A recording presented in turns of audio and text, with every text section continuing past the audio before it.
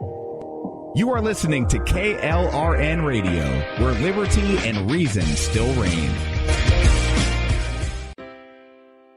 Most writers and radio show hosts know that to connect with your fans, you need to do more than just write books or record the latest podcasts. There are many different elements that go into forming an online platform, but there are also many hidden traps. To make matters worse, solid advice on how to survive the muddy waters is scarce. In the book Hidden Traps, I talk about some of the important issues of working with an online platform, highlighting traps that could put your physical or internet security at risk or be harmful to your reputation. Are your social media posts just links with a few disjointed words, making you look like someone who can't complete a sentence? Did your new website cost you more than you anticipated? Are you leaking your personal contact details across the web without even knowing it? Then you need Hidden Traps. Hidden Traps is now available in paperback and ebook from a variety of retailers, including Amazon, Barnes & Noble, and Kobo. Visit blackwolfpublications.com for more details. If you're 85 or younger, would you like peace of mind and comfort for your family? We're Final Expense Direct with an urgent message for you. The average funeral today costs over $8,000, but the most you'll get from government benefits is $255. How will your family pay the difference? We can help. Our senior plans start as low as just $1 a day and pay up to $30,000 for a funeral and other final expenses. Peace of mind is easy. There's no medical exam. You'll have lifetime coverage, and your plan can't be canceled as long as you pay your premiums. Call now for free information about our senior plans. Answer a few simple questions and receive approval right on the phone. Plus, call right now and we'll give you a discount prescription card for free. Call 800-553-8687. That's 800-553-8687. Again, 800-553-8687. KLRN Radio has advertising rates available. We have rates to fit almost any budget. Contact us at advertising@klrnradio.com.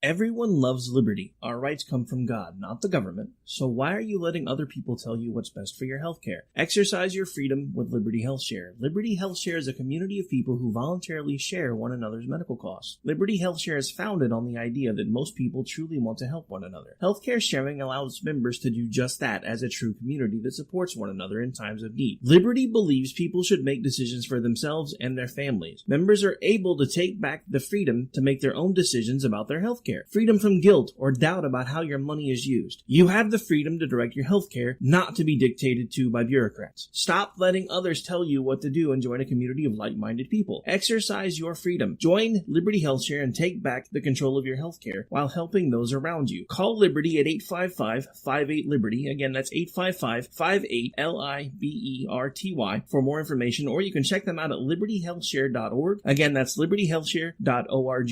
My son was in the Army back during Desert Storm, but even then he wanted an MBA. He looked at a dozen schools, but only one offered the online education and flexibility he needed while he was in a tent in Iraq. Grantham University. Turns out that Grantham's been delivering affordable, relevant college and advanced degrees for over 65 years. Heck, if they can deliver a quality education to a soldier in a tent overseas, think about the flexibility Grantham can offer you so you can earn your degree too. It doesn't matter how complicated or full your life is, if getting a degree is on your bucket list, you'll want to do what my son did. You'll want to call Grantham. Find out how easy it is to get started on your education so you can check that college degree off your bucket list. Call Grantham right now, 800-910-1370. That's 800-910-1370. Flexible, affordable, relevant. Call 800-910-1370. At St. Jude, a family never sees a bill at all. It's like the world has been lifted off of your shoulders. St. Jude Children's Research Hospital. Finding cures, saving children. Learn more at stjude.org. Sometimes writers feel lost, unsure why a passage may not be working. It takes another set of eyes to help us nurture our writing into full maturity. At Black Wolf Editorial Services, we strive to enable writers to develop and grow, offering manuscript critiques and line edits through a mentoring editorial style. We also offer assistance on generating a writer's bio for your websites. Black Wolf Editorial Services, nurturing your writing into maturity. For a full list of services, visit blackwolfeditorial.com. You're listening to the Spark Radio Network, internet radio like you've never heard before. Innovation, creativity, and imagination are all said to begin with a spark. So fasten your seatbelt and take the ride of your life and listen for the spark. Panera now delivers, so you can order good, clean food right to your office, or door, or porch, or backyard, or front yard, or apartment, or dorm, or castle, or shop, or worksite, or wherever. For lunch, dinner, and everywhere in between. Click the banner to order or visit PaneraBread.com. Participating locations only. Panera. Food as it should be.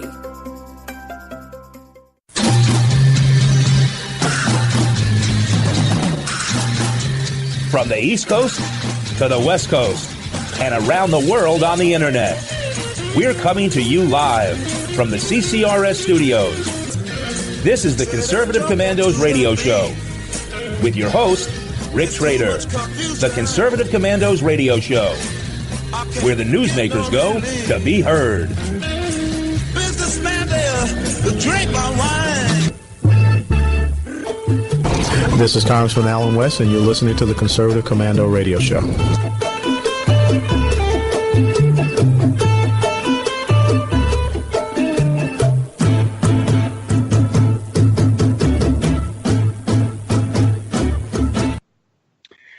Welcome, everybody, and welcome, fellow patriots. Welcome once again to the Conservative Commandos radio show. I'm Rick Trader, coming to you from the studios of the Conservative Commandos radio network. Want to give a shout out to our listeners in Jacksonville, Tampa, and the Villages, Florida, Las Vegas and Reno, Nevada, Macon, Georgia, Lancaster and Pittsburgh, Pennsylvania, Colorado Springs and Boulder, Colorado, Milwaukee, Wisconsin, Long Beach, California, and around the world on the internet. My co-host today is the president and CEO of Frontiers of Freedom, George Landreth. George, welcome back to the Conservative Commandos radio show. I'm always glad to be here. I say it every time, but this is the place to be. No other place you should be at this time. Right here. You're absolutely right about that, George. You're absolutely right. And George, it gets to me how the left always tries to use a tragedy like what happened in Texas, like what happened in Las Vegas, like what happened in Orlando, Florida, to push their liberal agenda, especially their liberal agenda to try to ban guns. Well, yeah, I mean, it's interesting. They've put in a bill to, again, start banning guns. And yet we already know that this fellow shouldn't have been able to buy guns. The guns he bought were not permissible to him because of his criminal record, his, various problems he'd had with the law, abusing his wife and his stepson, causing severe injury to them and so forth. And yet it just no one ever bothered to put it on the list. So when he went to buy the guns, he wasn't on the do not buy list because someone at the Air Force had failed to put that in when he was dishonorably discharged. He also lied about stuff, of course, because in the question you have to ask certain questions, the questionnaire. Mm-hmm. But bottom line is, it's never an answer to them that the system already makes this illegal. We just need to run the system better. They always say, oh, no, this just proves we need like 10,000 more rules. And if in the final analysis, those rules would have made sure the hero who stopped him doesn't have the gun. Right. So he'd still be shooting for 10 more minutes because normally they say it takes 10 minutes for the police to get there. Most of these incidents end less than 5 minutes later. And that's because someone shows up with a gun and stops him. That's what happened here. This is a very remote rural area. So the reality is it probably would have gone on for more than 10 minutes because it was going to take the police a while to get there. Well, George, it might have gone on in other locations too. Remember the San Bernardino shooting, George? The police were less than a mile away. Police were less than a mile away. It took the police over 5 minutes to get to that location. By the time they got to that location, the shooters were gone. They were gone. They were going to go somewhere else. They were going to do more harm and damage. As you said, this shooter was stopped by a neighbor who had, guess what, George? He had a firearm. Just the same as there was an incident in a church a while back where a shooter was stopped from hurting people or more people by somebody that had a gun inside the church. I believe that happened in Oklahoma about 2 or 3 years ago. Do you recall that situation, George? I do remember that. And I also remember that it was kind of commonly discussed that lots of churches were going to ask members of their congregation that had concealed carry permits or were law enforcement off duty when they were there worshiping to bring their weapon to church, so that there was somebody in the congregation who was a good guy, who, had a gun and was prepared to shoot back when a bad guy showed up and started shooting at them.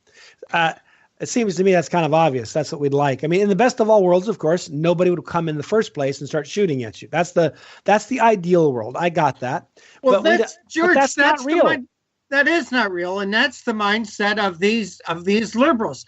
Dianne Feinstein said, and I don't know the exact quote, but she said, if everybody gave up their guns, the bad guys would give up their guns too, because that is the only fair thing that should be done. It's the only fair thing for the bad guys to give up the guns. Yeah. If the rest of George, we have to remind our listeners. Smoking crack. Right. We have to remind our listeners that every genocide followed federal government taking people's weapons to defend themselves, and then they distribute weapons to their side to go out and massacre the people they don't want there. Happened in Rwanda. It happened in Southeast Asia. It happens everywhere. It happened in Germany prior to World War II. It has happened everywhere where you have a genocide or mass killing. The federal government takes weapons away. And George, the liberals, you can't negotiate with the liberals. You can't give them a little bit and think, well, this will satisfy them. Because look at all the gun laws that we have now. And those gun laws were to satisfy the liberals. Right. But they're not satisfied with it. They're not going to stop. They're not going to stop until they get absolutely what they want. Oh, I agree. I think that's the problem. It's when you negotiate with someone who refuses to be reasonable, you will always be negotiating more and more, losing more and more, because in the final analysis, that is their orientation. They don't actually want a society where only law-abiding citizens own guns. They want a society where very, very few people own guns at all, if any. They really like a disarmed society. If they're honest, that's what they'll tell you, and they will say, yeah. And then of course there's always the canard about, I don't know why you need this to go hunting. It's like, that means the person when they say that is saying, kick me, I'm stupid. I have 0 brain cells. You learn in elementary school about when the Boston Massacre and Lexington Concord, and the British troops, when they marched out of Boston towards Lexington Concord, they were going to get guns. They're going to collect the guns that the colonists had been stockpiling. And the colonists said, oh, no, you don't. And so there was a conflict. And so the founders, when they started the government up, the new one, their own, after they won their independence, they said, hey, we're going to make sure this government can't do that. No matter what happens, they can't come take our guns. So they wrote the Second Amendment. And then they all act like today, like these idiots are like, well, you don't need that to go hunting. It's like, okay, I'm sorry, you don't know anything about history if that's what you think it's there for. George, another thing, when you look back at the history of mass shootings or the history of political assassinations, and I have this up on my Facebook page, I invite people to go on my Facebook page and check this out. But just about every political assassination, just about every mass shooting, number one, was perpetrated by a Democrat or a liberal. Number two, especially in the last 30, 40 years, every mass shooting has taken place in a gun-free zone. Why is that? These people know that these are soft targets. These people know that they're gun-free zones, and there's nobody with a gun there to stop them. Say, except for that example I used in Oklahoma, when somebody went in to shoot up a church, there was a guy there with a gun who stopped them. Okay?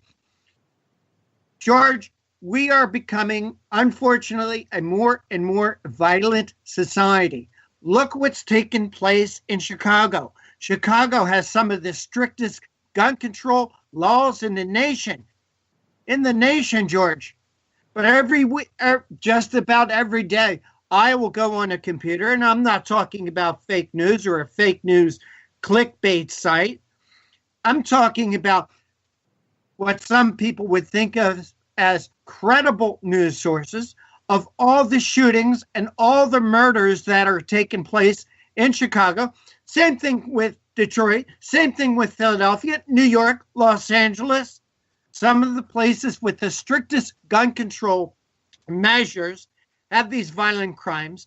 What we need to protect ourselves, or what we need firearms, George, is not just to go hunting, but to protect ourselves and our families. George, that's what we need weapons for. And with that, I will take us to break, and you are listening to the Conservative Commandos radio show with George Landreth. Yours truly, Rick Trader, coming to you from the studios of the Conservative Commandos radio network and around the world on the internet with American Patriots Broadcasting, TalkStream Live, SHR Media, KRLN Radio, iHeartRadio, AM/FM 24/7, Talk America Radio Network, American Political Radio. We got a couple of great guests joining us today. On the other side, George and I will fill you in on who we will be speaking with. The Conservative Commandos Radio Show is the commander of the Conservative Commandos Radio Network. We've established a front line of conservative leaders and ironclad patriots to revive the promise of America. There must be some kind of way out of here. We patriots have succeeded in securing the next 4 years of American prosperity, sovereignty, and liberty under President Donald Trump. But the fight is never over, and we must be forever vigilant. Do you have a passion for American values? Do you believe in preserving the American dream? If so, listen to the Conservative Commandos Radio Network or around the world on the internet at ccrshow.com and ccrsnetwork.com. Check out our websites for rebroadcasts and network updates. We are the Conservative Commandos Radio Network, where even more newsmakers go to be heard. This is J.D. Manier, co-host on the Conservative Commandos radio show. Are you among the millions of Americans who feel uncertain when it comes to their health care? We're happy to inform you that there is a solution, and that solution is Liberty Health Share. Liberty Health Share is a community of like-minded people that work together to pay for their medical costs. There are no networks, so you get to choose your doctor and hospital. Liberty Health Share allows you to easily decide how, when, and where you will access health care. It could be the best practical, moral, and economical choice for you and your family, starting at $107 a month for a single, up to $449 a month for a family. That's mom, dad, and all kids. This is the way healthcare should be. For more information, call 855-585-4237 or visit libertyhealthshare.org. That's libertyhealthshare.org and regain control over your healthcare costs. Together, we're changing healthcare for good. I'm Sharon Engel, and I approve this message. I'm more convinced than ever that a constitutional free market conservative can win even in a battleground state like Nevada. Nevada's Congressional District 2 is a winnable seat where Trump won because these voters embrace the principles of sound governance and constitutional free market conservatism. The reality is the president can lead, but he cannot do it alone. In Congress, we contend with the Republicans who often do not support what the American people mandated on Election Day. Republicans in D.C. could lose lose this golden opportunity, and sadly, the biggest beneficiaries will be the establishment and crony capitalism. America is closely divided, with Nevada on the front lines of this ideological battle. I need to raise enough money to show that I have support to organize this campaign with literature, travel, media ads, and a small staff. Of course, the larger the amount, the more reticent others will be to challenge me in a contested primary, and the less credible the press attack will be. If you are one of the donors who will send $100 or more by June 30th, we will raise $100,000. That's good. If you give $250 or more, we raise $250,000. That's great. And if you give $500 or more, we raise $500,000. That's excellent. The more we raise in the beginning, the greater the odds are that we win. Please join me on Twitter at Sharon Angle and Facebook. Even though Reed is no longer in charge, the establishment machine lives on to defeat anyone who challenges the status quo of crony capitalism. You can help. Give online at SharonAngle.com or mail a contribution to P.O. Box 17373, Reno, Nevada 89511.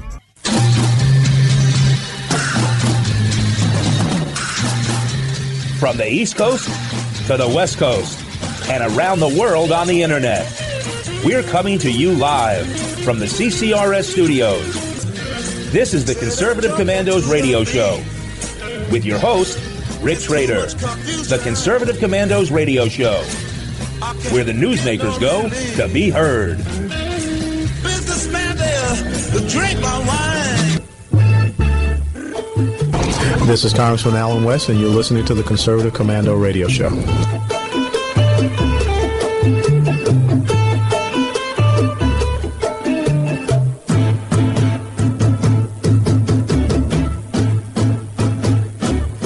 And welcome back to the Conservative Commandos radio show with George Lando, President and CEO of Frontiers of Freedom, and yours truly, Rick Trader, coming to you from the studios of the Conservative Commandos radio network. And for rebroadcasts of our shows, check out our websites, ccrshow.com or CCRS Network. Also, please like us, friend us, and follow us on Facebook and on Twitter. On Twitter, it's CC Radio Show on Twitter. And on Facebook, we have a Conservative Commandos Radio Show Facebook group page where you can get a lot of great information about our shows, our guests, rebroadcast of our shows, and the like. So, George, we got a couple of great guests joining us today. Who will you be speaking with? Well, I've got Oliver Dunford set up to talk with us, and he's with the Pacific Legal Foundation out in California. They have actually offices all over the country, but he's out there. And he's works on a variety of cases. This one we're going to talk about today is a First Amendment case.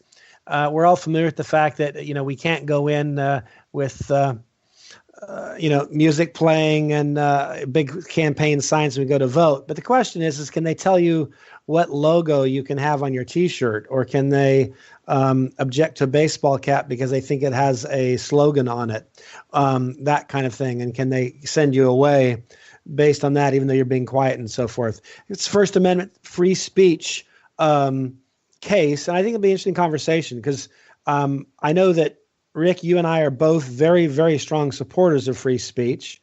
We're also very, very strong supporters of the idea that elections should be ordered and fair and reasonable. It's one of the reasons why we both think they ought to have ID and stuff like that. But this gets down to this level of when has the government gone too far in trying to make sure that elections are fair and reasonable to the point where next thing you know, they're going to want to know what we've got monogrammed on our underwear. Yeah, they'll be strip searching us. They'll have all kinds of machines, just like going through an airport, figuring out what have you got on. Hey, George, I don't have any tattoos. I don't know about you, but I don't want anybody else to look for them. So, yeah, same with me. Great guest from the Pacific Legal Foundation. And George, here on the Conservative Commandos radio show, another thing that we advocate for is for conservatives to use their economic dollar as a way to protest and, as Barack Obama has said, to reward our friends and to punish our enemies. With the holidays coming up, George, and television will be jam-packed full of advertising, I thought it'd be interesting to have Melissa Hanson join us. She's the Director of Grassroots Education and Advocacy for the Parents Television Council. Now, the Parents Television Council is recognizing companies for the best advertising list and the worst advertising list, kind of like a shopping guide, George, if you will. What companies we can safely deal with, that we feel comfortable dealing with, and what companies maybe support the other side a little bit too much, George. So it's going to be very interesting to speak with Melissa Hanson and find out what are the good guys and what are the bad guys this holiday shopping season, this Christmas shopping season. So we do have a couple of great guests. It sounds interesting. Well, George, one thing I wanted to discuss with you was the Judge Roy Moore fiasco. Oh, George, I'm going to fall on the side of where's the proof? Remember that old expression, where's the beef? Yeah. Well, where is the proof? You have these people coming out 40 years after these events allegedly happened. They have no proof.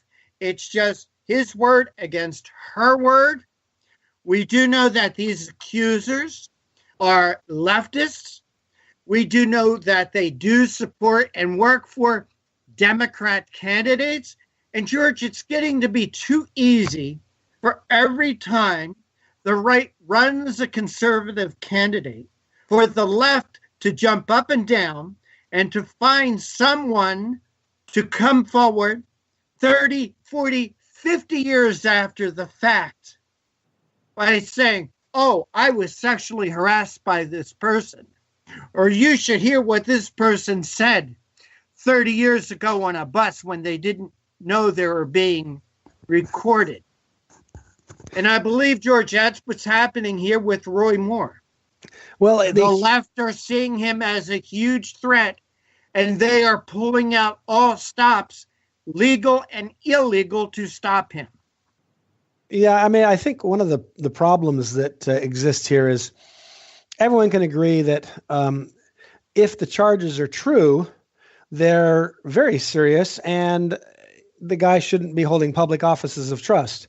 But if true is the big catch here. It's kind of like, if you or I were to go out and kill people tonight, we should, spend the rest of our life in jail or perhaps be put in an electric chair and executed. But the if is an important part of that. And I think you've hit the nail on the head when it comes to these sorts of things. And I don't know how, don't get me wrong.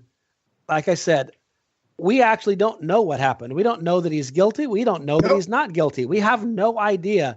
But it is suspicious that a man who's been, quite frankly, fairly controversial through most of his political life, it's just now that we've heard these things. In other words, I would think he's drawn attention before. Someone may have noticed him before. It's not like this is the very first time he's ever run for office and he's a newbie. And then now we're getting these, allegations because it's, just to me, it's problematic. And I think it's certainly curious as to what's going on. And like I said, if the evidence demonstrates that he has done this, then I'll be one of the most vociferous people saying he needs to step aside. But the problem I have is at this point, I'm simply to take that position now would require me to assume the worst of him, and just accept on face value allegations that are literally 40 years old and that we've never heard before. And hey, George, are you a little bothered by the fact that Mitch McConnell, of all people, has come out and said, well, I believe the woman.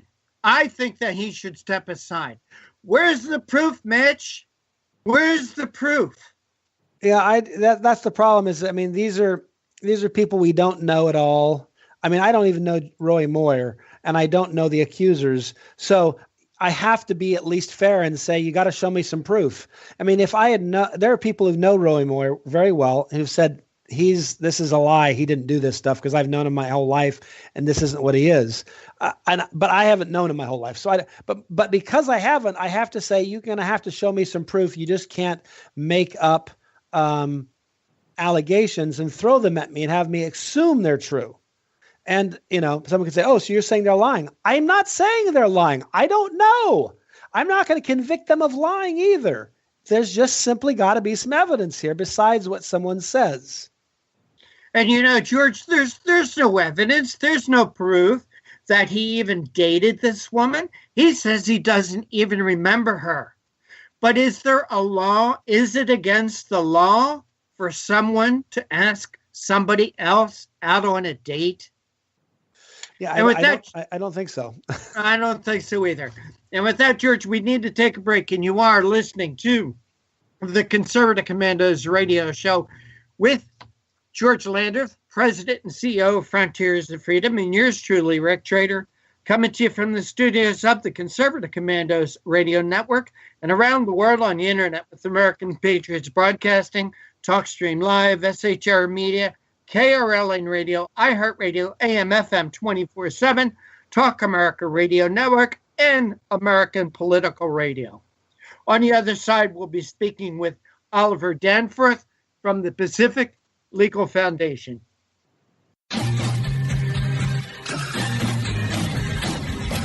The Conservative Commandos radio show is the commander of the Conservative Commandos radio network. We've established a front line of conservative leaders and ironclad patriots to revive the promise of America. There must be some kind of way out of here. We patriots have succeeded in securing the next 4 years of American prosperity, sovereignty, and liberty under President Donald Trump. But the fight is never over, and we must be forever vigilant. Drink my wine.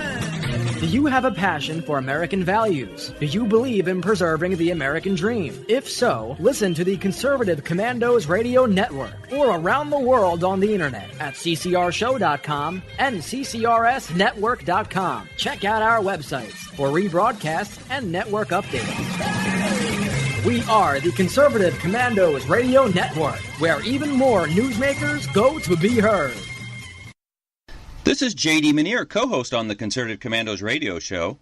Are you among the millions of Americans who feel uncertain when it comes to their health care?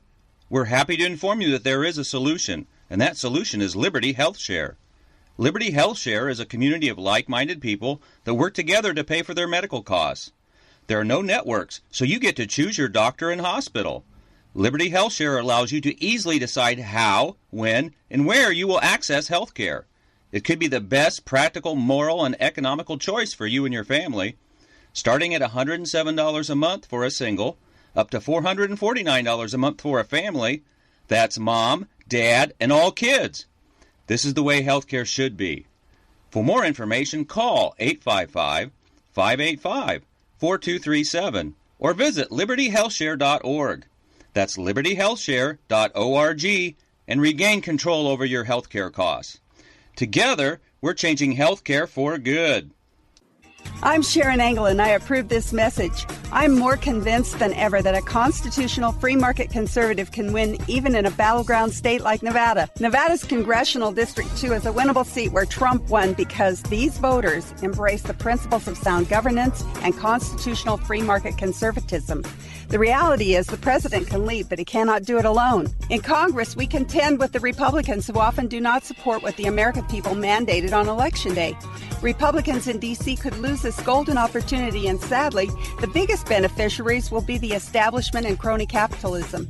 America is closely divided, with Nevada on the front lines of this ideological battle. I need to raise enough money to show that I have support to organize this campaign with literature, travel, media ads, and a small staff. Of course, the larger the amount, the more reticent others will be to challenge me in a contested primary, and the less credible the press attack will be. If you are one of the donors who will send $100 or more by June 30th, we will raise $100,000. That's good. If you give $250 or more, we raise $250,000. That's great. And if you give $500 or more, we raise $500,000. That's excellent. The more we raise in the beginning, the greater the odds are that we win. Please join me on Twitter at Sharon Angle and Facebook. Even though Reed is no longer in charge, the establishment machine lives on to defeat anyone who challenges the status quo of crony capitalism. You can help. Give online at SharonAngle.com or mail a contribution to P.O. Box 17373, Reno, Nevada 89511.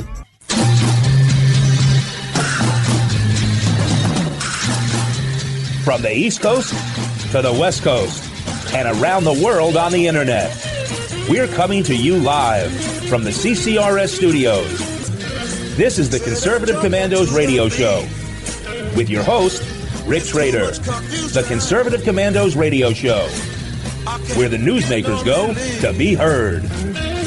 Businessman there, drink my wine. This is Congressman Alan West, and you're listening to the Conservative Commando radio show.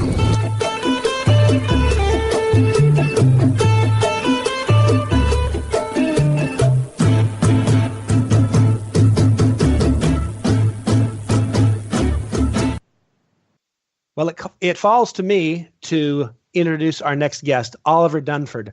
He is, I promise you this is going to be a very interesting segment. He's handling a very interesting legal matter. He is with the Pacific Legal Foundation. He is in their Sacramento office, and he litigates across the country, and he focuses on advancing individual liberty and the rule of law. And his cases often involve things like separation of powers, economic liberty, property rights, and the First Amendment. And the case we're going to talk about is a First Amendment case in its raw sense. We all saw the coverage of elections last week in several states, primarily Virginia and New Jersey. We show up to vote, and in some jurisdictions, they tell you what you can wear, what you can. Whether your shirt can express a political opinion as you walk in to vote. And so Oliver's been handling this case. So first, Oliver, welcome to the Conservative Commandos. Thank you very much for having me. Tell us about this case. Give us some idea of what's actually at stake here. Sure. The rule says that you cannot wear anything political into the voting booth. And as a general matter, the state can control certain things that happen inside the voting booth. For example, you're not allowed to go in there with a bullhorn and start saying, vote for Trump or vote against issue 2 or anything like that. Right. But in this case, the rule says no political apparel. The word political has been used so broadly that our clients, for example, were wearing Tea Party T-shirts and a pin that said, please ID me. And that was in reference, of course, to the people's call to have ID required in order to vote. But none of our clients interrupted anyone else's voting. They weren't making any noise, anything like that. All they were doing was wearing apparel that the state of Minnesota has decided can't be worn inside the voting booth. Interesting. So I'm like, if this was apparel that had speakers attached to it and it was blaring, I'm with her or Make America Great Again or whatever your favorite slogan is, that would be one thing. It's kind of like in a library. In a library, they don't really care what you say. You just can't say it loud, right? That's exactly right. And nor, arguably, you couldn't bring large signs in that would distract people or things like that. Right. And the key there, though, is that they're not, in those cases, they're not restricting the speech, as you said. They're restricting the conduct that would bother other people. And so right. the Supreme Court has made a distinction between campaigning or electioneering in the voting booth as opposed to passive speech. And as we've pointed out, this could be taken so far as to ban even red T-shirts or blue T-shirts on the grounds that they designate the Republican or Democratic parties.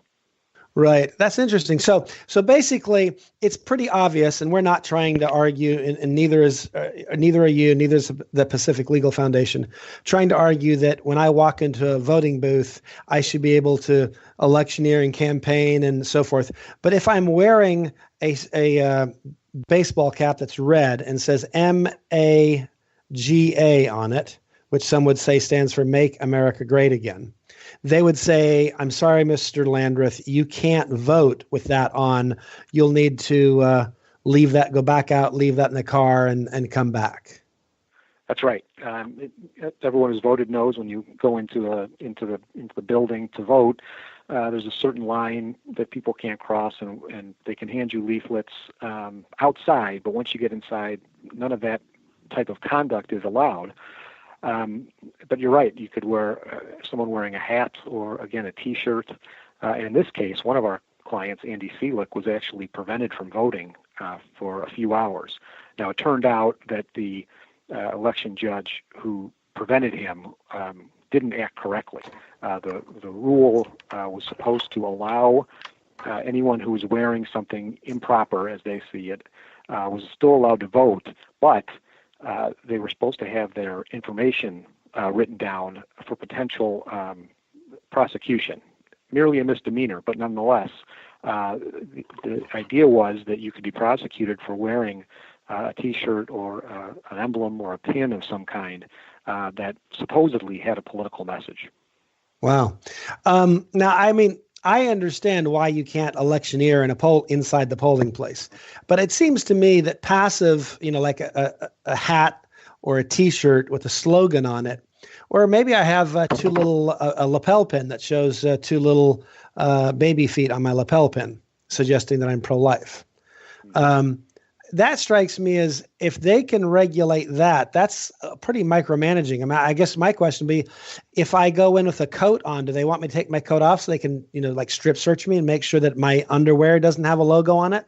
It's a little too much, is I guess what I'm really getting at. It is too much. And one argument that the state has tried to bring up is that this is, in some sense, electioneering. And the argument they pointed to, or the fact they pointed to, was the Please ID Me button. In other words, they say that since some of the clients were wearing the Please ID Me buttons, that they were electioneering inside the voting booth. The problem with that argument here, at least, is that there was no ID issue on the ballot. So that nobody during that election was being asked to vote on whether ID should be required to vote in future elections. So even under their example, it fails here because the facts just don't support it. But what they do say is that anything that promoted a recognizable political views, that's how expansively the term political was defined. And they specifically said, such as the Tea Party, MoveOn.org, and so on. So even though there were no Tea Party candidates or MoveOn.org candidates, and even though there was no ID issue on the ballot, the state is still arguing that these were political issues, and therefore that it was somehow the passive wearing of this clothing turned into active electioneering. Interesting. So I guess this is my question. When I taught constitutional law, I always told the students they had to start with primary sources. In the case of the Constitution would be a primary source. So it says that point blank that Congress shall make no law, and then it talks about religion, but then it says, or prohibiting the free exercise, again, religion, and it says, or abridging freedom of speech or of the press or the right of the people to peacefully assemble. So I guess what I'm trying to figure out is, how is it that language that's that expansive get interpreted to mean, but we get to determine what slogans can be on your lapel or your baseball cap or your shirt? That's right. I give the benefit of the doubt. I think their best argument is that they are merely putting in place a time, place, or manner restriction. Right. And the state generally has more leeway to regulate conduct and even regulate speech inside the voting booth. Yet the regulation of that speech or that conduct has to show that there's some disruption caused to the other voters. And in this case, merely wearing a T-shirt or a tie doesn't. And there's no evidence of that. But we don't think that there could be.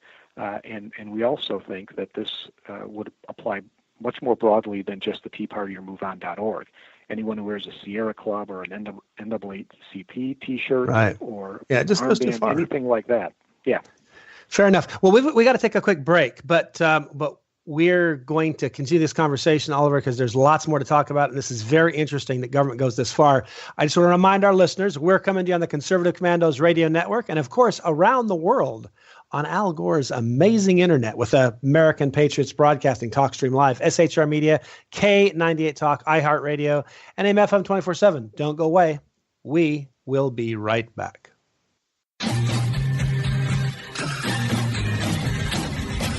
The Conservative Commandos Radio Show is the commander of the Conservative Commandos Radio Network. We've established a front line of conservative leaders and ironclad patriots to revive the promise of America. There must be some kind of way out of here. We patriots have succeeded in securing the next 4 years of American prosperity, sovereignty, and liberty under President Donald Trump. But the fight is never over, and we must be forever vigilant. Do you have a passion for American values? Do you believe in preserving the American dream? If so, listen to the Conservative Commandos Radio Network or around the world on the internet at ccrshow.com and ccrsnetwork.com. Check out our websites for rebroadcasts and network updates. We are the Conservative Commandos Radio Network, where even more newsmakers go to be heard. This is J.D. Manier, co-host on the Conservative Commandos radio show.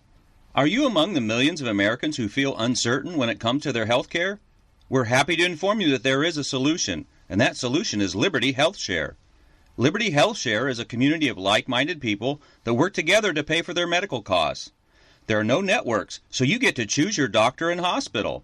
Liberty Health Share allows you to easily decide how, when, and where you will access health care. It could be the best practical, moral, and economical choice for you and your family, starting at $107 a month for a single, up to $449 a month for a family. That's mom, dad, and all kids. This is the way healthcare should be. For more information, call 855-585-4237 or visit libertyhealthshare.org. That's libertyhealthshare.org and regain control over your healthcare costs. Together, we're changing healthcare for good.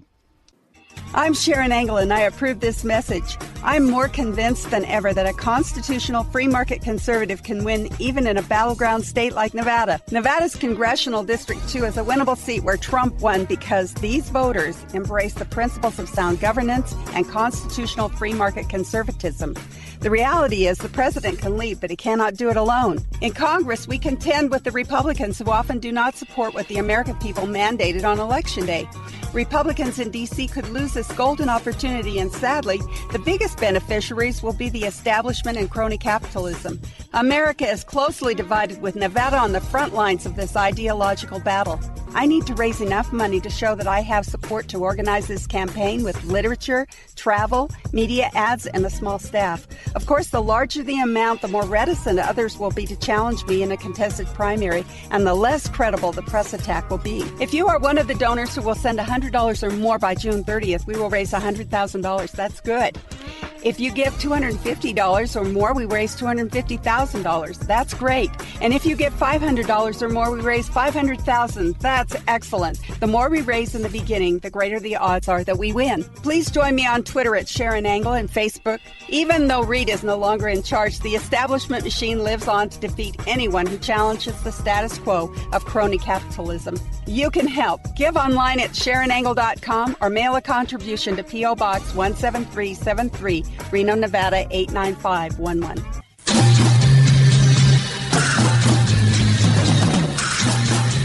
From the East Coast to the West Coast and around the world on the internet, we're coming to you live from the CCRS studios. This is the Conservative Commandos radio show with your host, Rick Trader. The Conservative Commandos radio show, where the newsmakers go to be heard. Businessman there, drink my wine. This is Congressman Alan West, and you're listening to the Conservative Commando radio show.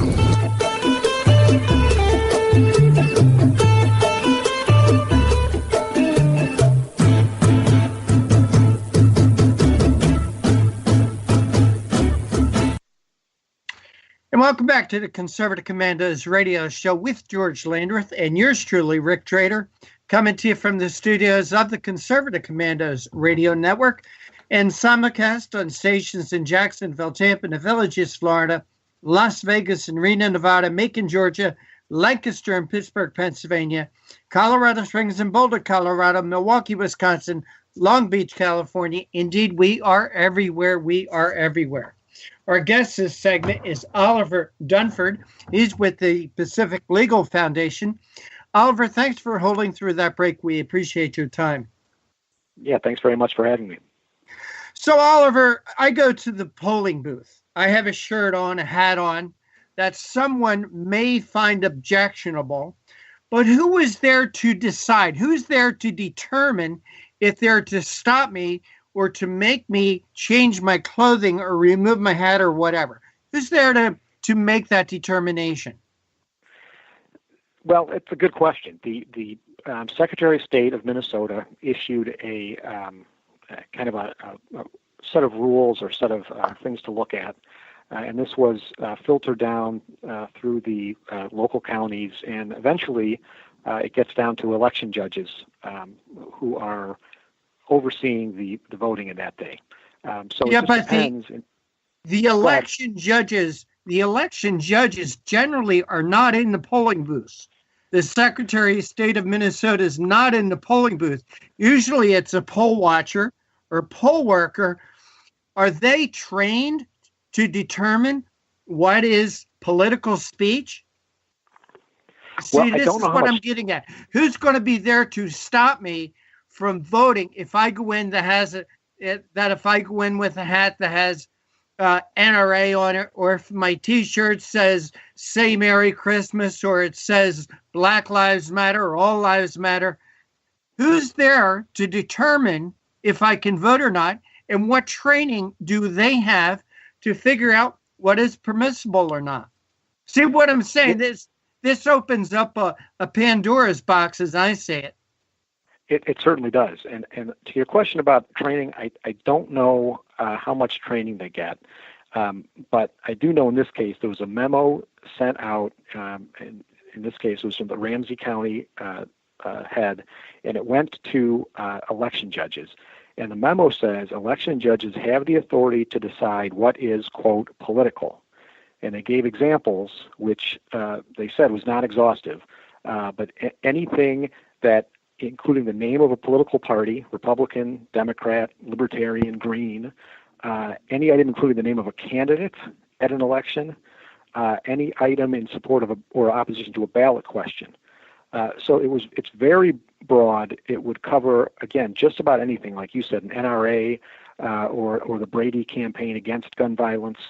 Any kind of clothing could fit within that rule, and depending on who the election judge is, could of course apply that inconsistently, which is precisely why they shouldn't have that authority in the first place.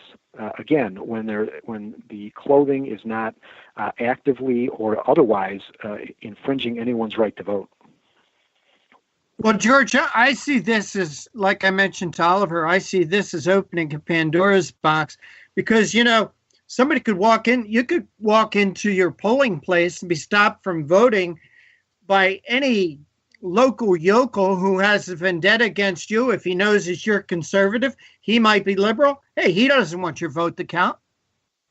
Oh, I agree. I think it's problematic. I think that if the government, my recollection of the constitutional principles is things like when they want to take away, I'll just put this in layman's terms, not, a bunch of, yuckity yuck stuff, like I've been saying.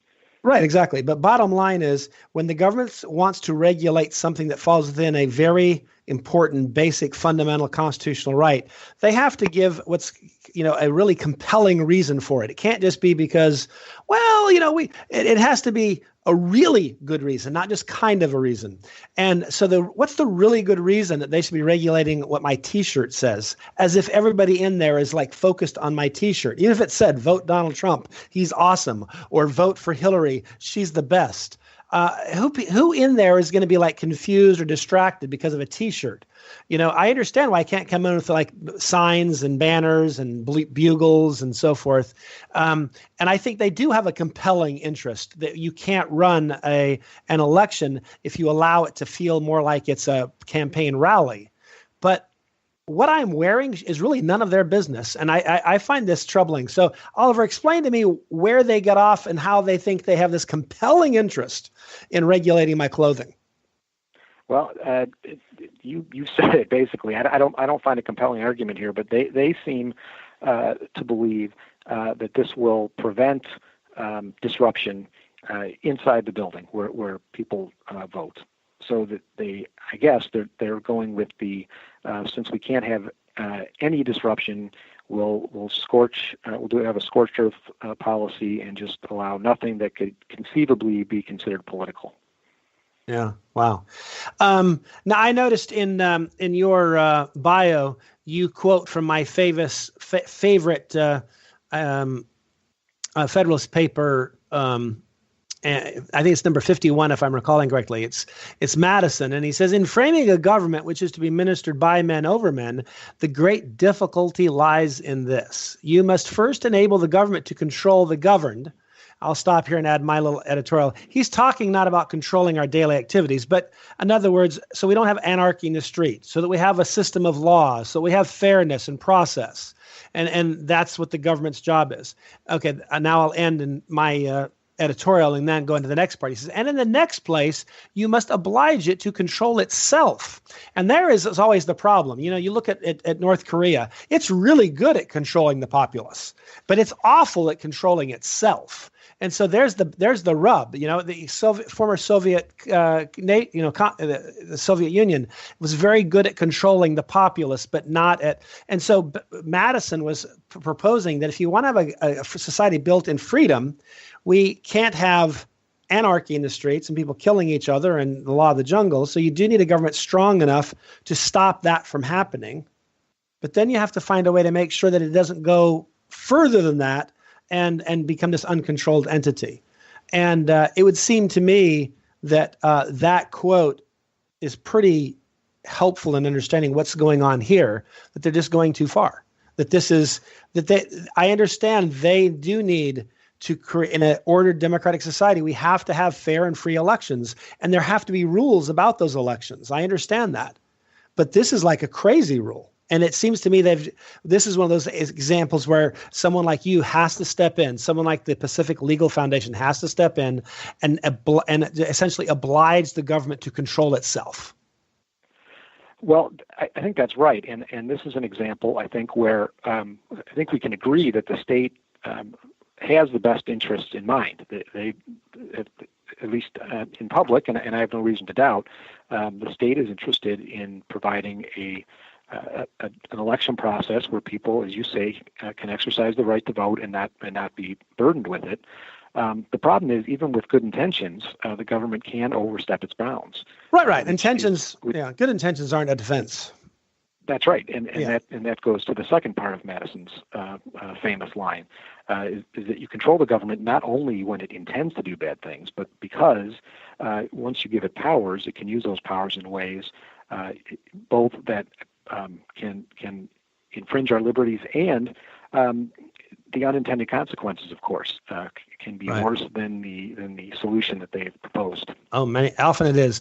Our time's about up, but Oliver, I want to give you a chance to tell our listeners they'd like to understand how they can follow what you're working on, keep up with what the Pacific Legal Foundation is doing. What's the best way to do that? Twitter, web pages, that kind of stuff.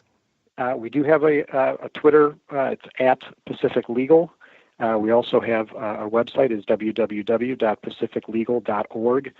We have a blog on there, and we update often, and we have all of our cases on there, First Amendment and otherwise. And please check us out. We can always use your support, and we're always looking for new ways to promote liberty and find clients to do that. So again, www.pacificlegal.org. Excellent. You guys do a lot of great pro bono legal work to help defend liberty. I appreciate that. Oliver, it's been great to have you on the show. Thanks so much. Thanks so much for having me. Appreciate it. And you are listening to the Conservative Commandos radio show with George Landreth, President and CEO of Frontiers of Freedom. And I am Rick Trader, coming to you from the studios of the Conservative Commandos radio network and around the world on the internet with American Patriots Broadcasting, TalkStream Live, SHR Media, KRLN Radio, iHeartRadio, AM/FM 24/7, Talk America Radio Network, American Political Radio. Today's show, like all our shows, is being brought to you by the First Amendment and protected by the Second. Don't go away, George, and I'll be right back with some more news and commentary. The Conservative Commandos Radio Show.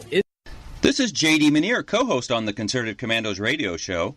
Are you among the millions of Americans who feel uncertain when it comes to their health care? We're happy to inform you that there is a solution, and that solution is Liberty Health Share. Liberty Health Share is a community of like-minded people that work together to pay for their medical costs.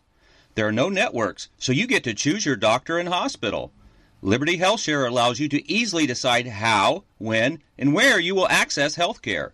It could be the best practical, moral, and economical choice for you and your family. Starting at $107 a month for a single, up to $449 a month for a family. That's mom, dad, and all kids. This is the way healthcare should be. For more information, call 855-585-4237 or visit libertyhealthshare.org. That's libertyhealthshare.org and regain control over your healthcare costs. Together, we're changing healthcare for good. I'm Sharon Angle, and I approve this message. I'm more convinced than ever that a constitutional free market conservative can win even in a battleground state like Nevada. Nevada's Congressional District 2 is a winnable seat where Trump won because these voters embrace the principles of sound governance and constitutional free market conservatism. The reality is the president can lead, but he cannot do it alone. In Congress, we contend with the Republicans who often do not support what the American people mandated on Election Day. Republicans in D.C. could lose this golden opportunity, and sadly, the biggest beneficiaries will be the establishment and crony capitalism. America is closely divided, with Nevada on the front lines of this ideological battle. I need to raise enough money to show that I have support to organize this campaign with literature, travel, media ads, and a small staff. Of course, the larger the amount, the more reticent others will be to challenge me in a contested primary, and the less credible the press attack will be. If you are one of the donors who will send $100 or more by June 30th, we will raise $100,000. That's good. If you give $250 or more, we raise $250,000. That's great. And if you give $500 or more, we raise $500,000. That's excellent. The more we raise in the beginning, the greater the odds are that we win. Please join me on Twitter at Sharon Angle and Facebook. Even though Reed is no longer in charge, the establishment machine lives on to defeat anyone who challenges the status quo of crony capitalism. You can help. Give online at SharonAngle.com or mail a contribution to P.O. Box 17373, Reno, Nevada 89511.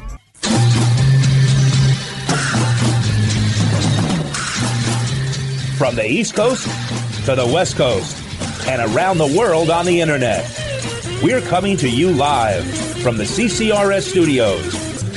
This is the Conservative Commandos Radio Show with your host, Rick Schrader. The Conservative Commandos Radio Show, where the newsmakers go to be heard. Businessman there, drink my wine. This is Congressman Alan West, and you're listening to the Conservative Commando Radio Show.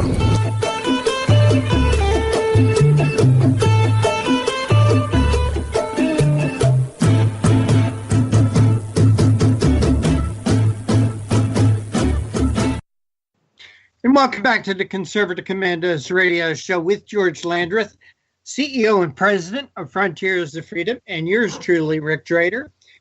And for rebroadcast of our shows, please check out our websites, ccrshow.com or CCRS Network, or at midnight, log on to at midnight, log on to redstatetalkradio.com, or you can hear our show any time of the day from your telephone by calling 712-770-9576. You know, George, I had a thought. During the first segment of our show, you and I were talking about gun control. And I think we could also make this argument. You know, we talked about how if they take away all our guns, only evil people will have guns. The liberals right now are on this mantra of gun control. They're also on this mantra of drugs. Look, we can't control drugs. We can't stop drugs from coming into our country. So what we have to do is we have to legalize and control and tax drugs. Well, if that argument holds true for drugs, George Landreth, why doesn't it hold true for guns. After all, if we can't control guns, only evil people are going to get them. We're not going to be able to control them coming into our country. They're still going to be in the hands of bad people. So we have to control them. Well, George, if that argument doesn't work for drugs, why do you think it's going to work for guns? Well, I think the real problem here is you're expecting liberals to be consistent and to apply basic principles of logic. I know. And that was your first mistake. And so, I mean, I don't know why, I don't want to be too hard on you here, but come on. What has a liberal ever said that made you think logic or consistency is important to them? My bad, George. My bad. I apologize. My bad. I mean, come on. You're right, George.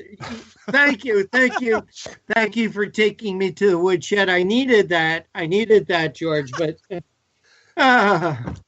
I'm just kidding you. The fact is, you're dead on right. You make a very good point, but that's the problem: is the left is never held to a standard of logic or consistency. This is one more example. This is exhibit like 17,463 as to why the left has essentially, if it weren't for double standards, they'd have no standards at all. And you highlight the point once again, and I was just giving you a hard time. But, come on. It's the left. What do you want? Stupid me, George. Stupid me. The left, George, the left to me is like women, okay? Except I like women. I don't understand them. I do like them, but I don't understand them. I don't understand the thinking of the left anyway. So again, thank you for taking me to the woodshed. Thank you for reminding me that we're dealing with the irradical left here. The illogical left. Thank you, George Landreth. Thank you so much. Well, George Landreth, the Star Spangled Banner is in the news again. Yeah. And it has nothing to do with NFL games or NFL players refusing to respect. But the left now, in particular, the NAACP, is calling for the abolishment of the national anthem. Right. And it's interesting. They say it's racist because in the third stanza, it uses the word slave. However, it's clearly not referring to slavery in the South. It's essentially they're talking about the idea of, they talk about, people standing up and fighting for their homeland and so forth. And so it says hireling and slave is largely, he's referring to the British soldiers, some of whom were hired and some of whom were not. But at any rate, and then contrasting that with people who support and defend their country because they believe in freedom and liberty. Anyhow, so they want to, the Star Spangled Banner, in case our listeners don't know, Francis Scott Key went out to a ship, a British ship, in the middle of an afternoon to argue for the release and to obtain the release of some prisoners of war that the British had taken. Because they were about ready to mount an attack, they wouldn't let them leave for fear they might tell them about the attack. So they kept them essentially as temporary prisoners. They were going to release them afterwards. And so they're on this British ship all night long, this horrific bombardment, nonstop shelling of Fort McHenry. And it was pitch black dark, and there was, cloud cover and smoke cover, so they couldn't see. And he describes the joy he sees of occasionally in the rocket's red glare, and then when the morning sun rose up, that the flag was still there, meaning they had not surrendered. That's what it's about. It's not about slavery. It's not about any of those issues. He wasn't addressing those. The interesting thing is, the author of this poem, essentially, Francis Scott, it was a poem originally, was a Maryland lawyer, and he actually gave pro bono legal services to former slaves. So he wasn't an advocate of slavery anyhow, and yet you have people desecrating statues of him in Baltimore, claiming he was a racist. You have people claiming the song he wrote was racist. He was not pro-slavery. He offered free services to people in need who were former slaves. And his song is about his joy of seeing that under a horrific, brutal British bombardment of the small Fort McHenry defending Baltimore and ultimately Washington, that they had not been successful in subduing it, and his joy in seeing the flag. And somehow this is, this is the stuff genesis of for it's crazy talk. These people have lost their mind. Well, George, another thing that, and George, I hope that there were a bunch of liberals just listening to your history lesson on our national anthem. Maybe they would have learned something, George, because surely, either Democrats, leftists, liberals, either they don't know history or they've totally ignored what history truly is. But I really do hope some of them were listening. Well, George, Colin Kaepernick is in the news once again, and this time it's because a former black NFL quarterback has come out and said he actually destroyed his own career. Yeah, I think Warren Moon is in the Hall of Fame. If not, he probably will be at some point. He was a pretty impressive NFL quarterback for the Houston Oilers back before they were the Tennessee Titans. Yeah, but he basically said, this is like stupid. You sue the NFL, and in this case, they don't really have much of a. He doesn't have much of a case anyhow, but he's filed a grievance claiming that somehow the owners all got together and said, "Psst, hey, you got to agree. Don't hire this guy. We're all together on this, man. We're not hiring him." The truth is the NFL hires people who make plays. And I'll be honest, I think that he hasn't gotten a job because he's not that good a quarterback. He's not horrible. He's just not that good. And people look at him and say, I don't need that divisive attitude on my team but if he were Tom Brady, they'd probably put up with it, to be honest with you. But he's not Tom Brady, and so he doesn't have the right to sue people saying, you're not being fair to me. I mean, it's kind of generally true, which is if you're a superstar and whatever you do, your boss will put up with more. If you're the best sales agent he's got and you sell like crazy, he'll probably put up with you taking a 15-minute extra on your lunch more often, and the guy that's not meeting any quotas might get fired for the same offense. That's just how it works. That's life. But I think it's an interesting point that this former NFL star, who's a black quarterback, one of the early black quarterbacks, I guess, after Doug Williams with the Redskins, who had real success and kind of proved the old idea, because people used to think, blacks make great athletes but not good quarterbacks. I don't know if you remember that debate. I'm old enough to remember that. And obviously these guys blew that out of the water, right? And so you have one of them pointing up and saying, yeah, he shot himself in the foot. This is stupid. And I agree. Indeed. It is stupid. And you are listening to the Conservative Commandos radio show with George Landreth, yours truly, Rick Trader, coming to you from the studios of the Conservative Commandos radio network and simulcast on stations in Jacksonville, Tampa, and the Villages, Florida, Las Vegas, and Reno, Nevada, Macon, Georgia, Lancaster and Pittsburgh, there in Pennsylvania, Colorado Springs and Boulder, there in Colorado, Milwaukee, Wisconsin, Long Beach, California. Indeed, we are everywhere. We are everywhere. In just a little bit, we're going to be speaking with Melissa Hansen from the Parents Television Council. But George and I will be right back with more news and commentary.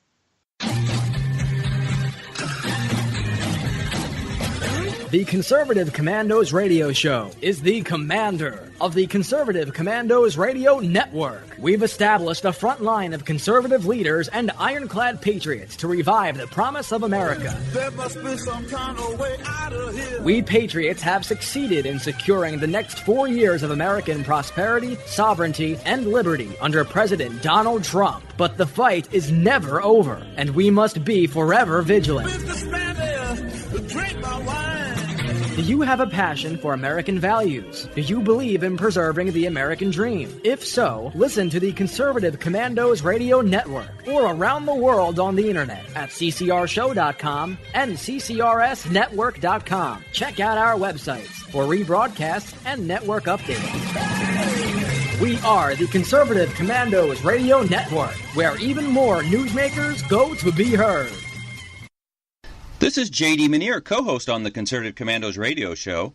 Are you among the millions of Americans who feel uncertain when it comes to their health care? We're happy to inform you that there is a solution, and that solution is Liberty Health Share. Liberty Health Share is a community of like-minded people that work together to pay for their medical costs. There are no networks, so you get to choose your doctor and hospital. Liberty Health Share allows you to easily decide how, when, and where you will access health care. It could be the best practical, moral, and economical choice for you and your family. Starting at $107 a month for a single, up to $449 a month for a family. That's mom, dad, and all kids. This is the way healthcare should be. For more information, call 855-585-4237 or visit libertyhealthshare.org.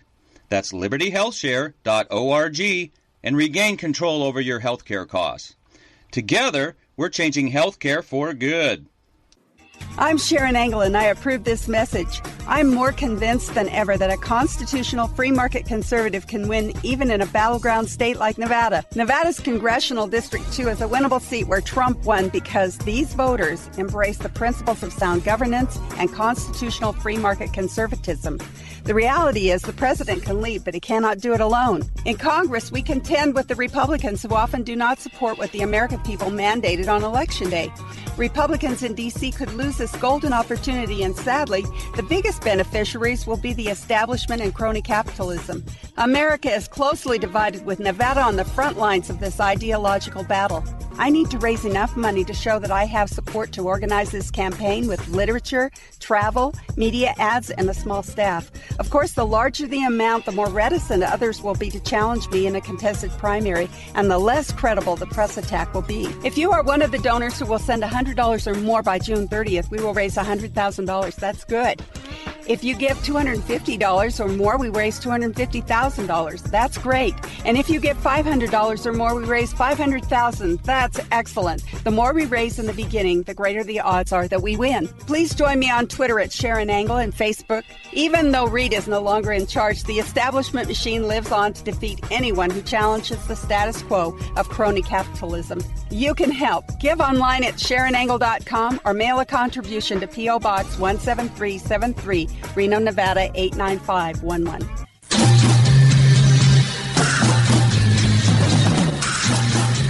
From the East Coast to the West Coast and around the world on the internet, we're coming to you live from the CCRS studios. This is the Conservative Commandos radio show with your host, Rick Trader. The Conservative Commandos radio show, where the newsmakers go to be heard. Businessman there, drink my wine. This is Congressman Alan West, and you're listening to the Conservative Commando radio show.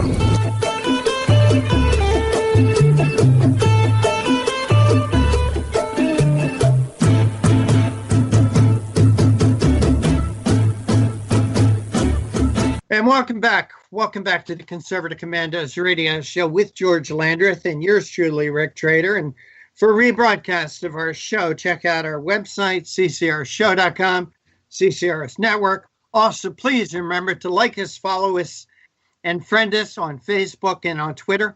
On Twitter, it's CC Radio Show. CC Radio Show will find us. And on Facebook, we have a group. It's called the Conservative Commandos Radio Show group. Please join us. Well, George, tax reform is still in the news. It is. It's I'm hoping Congress can get something done in a way they didn't with Obamacare. But I suspect that it's going to be a bill that in the end we'll see some good things in it and some things that frustrate us, because this Congress does not seem capable of doing, as we saw with Obamacare. Even if they'd passed the Obamacare repeals, they wouldn't have been the robust repeals we were hoping for. They would have been, partway there. It would have been taking half a loaf now and hopefully getting it later. I understand sometimes you have to take half a loaf, but I'd like to see us try occasionally to get more than that, and I'm not sure we always do. Well, George, just before we came on the air today, I heard that illustrious, wonderful congressman from South Jersey, Donald Norcross, saying that this tax cut was so unfair because it hurts high tax states like New Jersey. Well, you know what, Donald? That in and of itself tells you about a problem. Donald, the fact that the taxes are so high in New Jersey, taxes are so high in New York and Connecticut and Maryland, taxes are so high in California.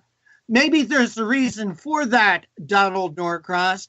And maybe states like New Jersey, California, Connecticut, New York ought to learn how to run itself the way other states do, where the taxes aren't so damn high.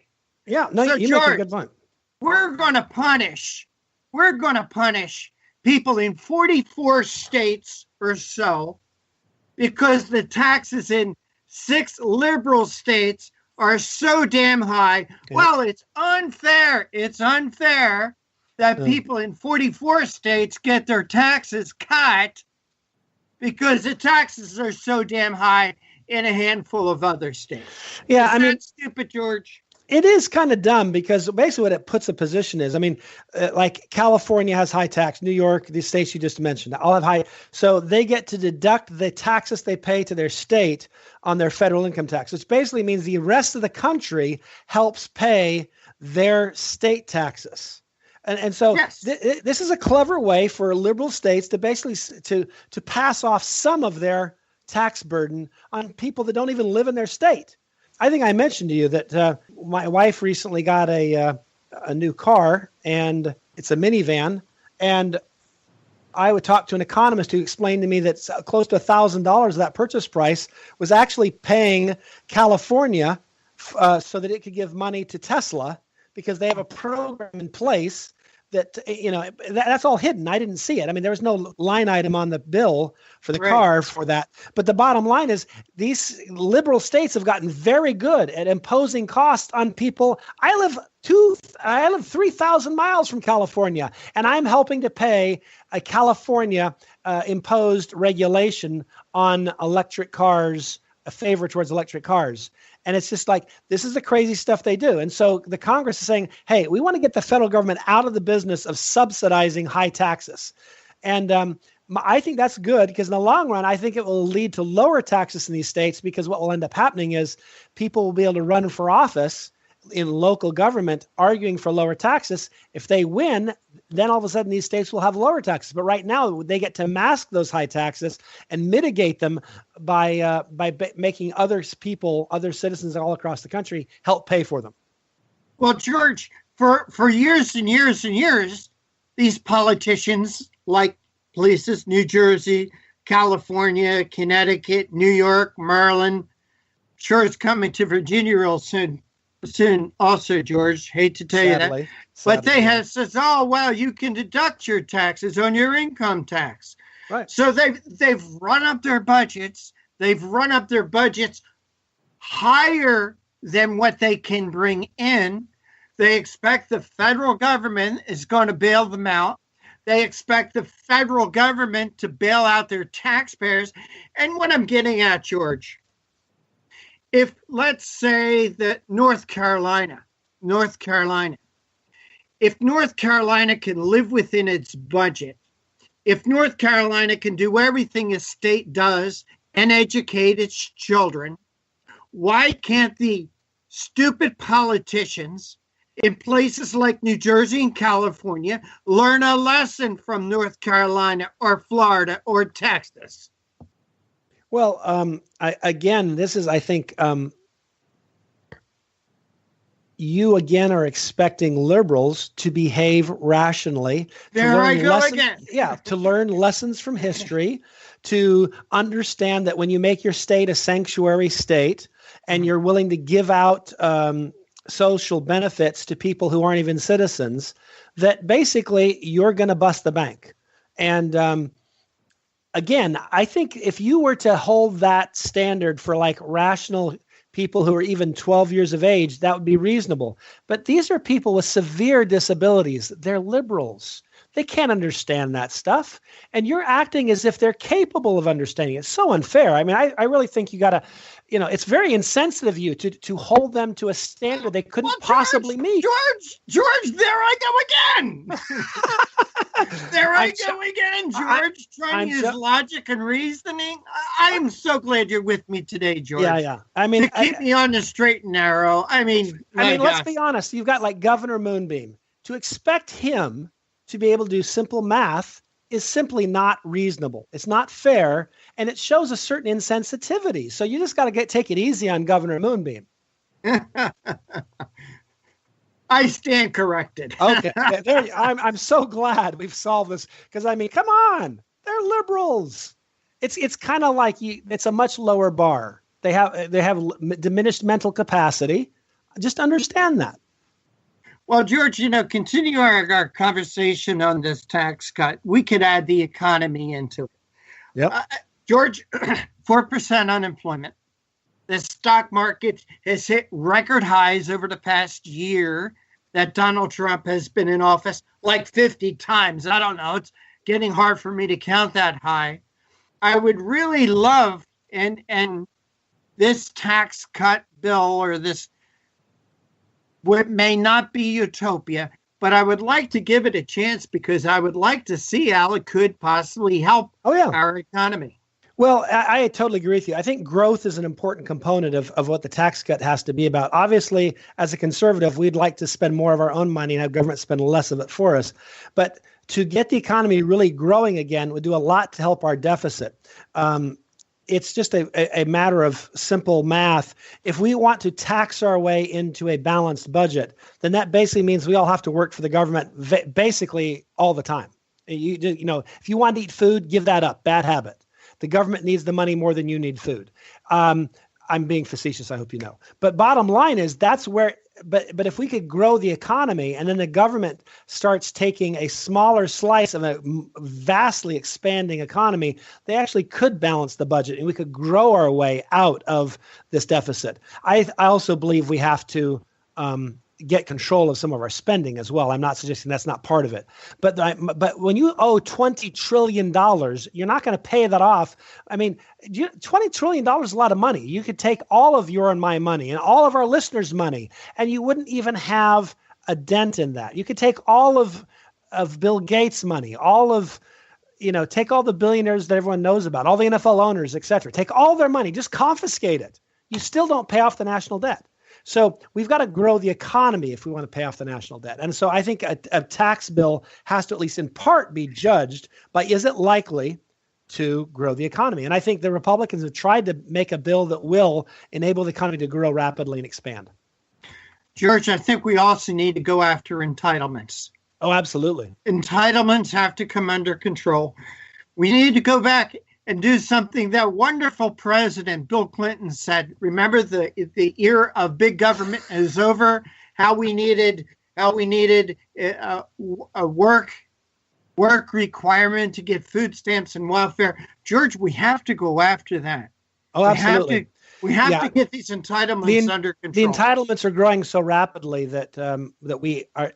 You're exactly right. There's no way to get this under control without two things: economic growth and tackling the entitlement problem so that it's rational and reasonable. You can't have almost half the population getting government benefits and expect the system to work. Oh, George, when you talk about half the population, that's what gets me about listening to these idiot Democrats, how the tax cut is unfair because people who aren't paying taxes will not benefit from a tax cut. Yeah, it's kind of hard. You got to be paying taxes. You got to be paying taxes before you can benefit by a tax cut. And like you said, 50% of the population today is not paying taxes. So therefore, how can you expect a tax cut? But you are listening to the Conservative Commandos radio show with George Landreth. Thank God George is here because he's getting my head straight. George Landreth is here, President and CEO of Frontiers of Freedom. I'm Rick Trader, coming to you from the studios of the Conservative Commandos Radio Network and around the world on the internet with American Patriots Broadcasting, TalkStream Live, SHR Media, KRLN Radio, iHeartRadio, AM, FM 24/7, Talk America Radio Network, American Political Radio. Don't go away. On the other side, we'll be talking with our next guest, Melissa Hanson. She's from the Parents Television Council, and we're going to be talking about their release of the 2017 Best and Worst Advertisers List. Don't go away. We'll be right back. The Conservative Commandos Radio Show is the commander of the Conservative Commandos Radio Network. We've established a front line of conservative leaders and ironclad patriots to revive the promise of America. There must be some kind of way out of here. We patriots have succeeded in securing the next 4 years of American prosperity, sovereignty, and liberty under President Donald Trump. But the fight is never over, and we must be forever vigilant. Businessman there, drink my wine. Do you have a passion for American values? Do you believe in preserving the American dream? If so, listen to the Conservative Commandos Radio Network or around the world on the internet at ccrshow.com and ccrsnetwork.com. Check out our websites for rebroadcasts and network updates.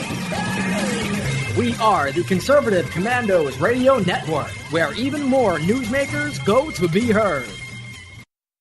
This is J.D. Manier, co-host on the Conservative Commandos radio show. Are you among the millions of Americans who feel uncertain when it comes to their health care? We're happy to inform you that there is a solution, and that solution is Liberty Health Share. Liberty Health Share is a community of like-minded people that work together to pay for their medical costs. There are no networks, so you get to choose your doctor and hospital. Liberty Health Share allows you to easily decide how, when, and where you will access health care. It could be the best practical, moral, and economical choice for you and your family, starting at $107 a month for a single, up to $449 a month for a family. That's mom, dad, and all kids. This is the way healthcare should be. For more information, call 855-585-4237 or visit libertyhealthshare.org. That's libertyhealthshare.org and regain control over your healthcare costs. Together, we're changing healthcare for good. I'm Sharon Engel, and I approve this message. I'm more convinced than ever that a constitutional free market conservative can win even in a battleground state like Nevada. Nevada's Congressional District 2 is a winnable seat where Trump won because these voters embrace the principles of sound governance and constitutional free market conservatism. The reality is the president can lead, but he cannot do it alone. In Congress, we contend with the Republicans who often do not support what the American people mandated on Election Day. Republicans in D.C. could lose this golden opportunity, and sadly, the biggest beneficiaries will be the establishment and crony capitalism. America is closely divided, with Nevada on the front lines of this ideological battle. I need to raise enough money to show that I have support to organize this campaign with literature, travel, media ads, and a small staff. Of course, the larger the amount, the more reticent others will be to challenge me in a contested primary, and the less credible the press attack will be. If you are one of the donors who will send $100 or more by June 30th, we will raise $100,000. That's good. If you give $250 or more, we raise $250,000. That's great. And if you give $500 or more, we raise $500,000. That's excellent. The more we raise in the beginning, the greater the odds are that we win. Please join me on Twitter at Sharon Engel and Facebook. Even though Reed is no longer in charge, the establishment machine lives on to defeat anyone who challenges the status quo of crony capitalism. You can help. Give online at SharonEngel.com or mail a contribution to P.O. Box 17373, Reno, Nevada 89511.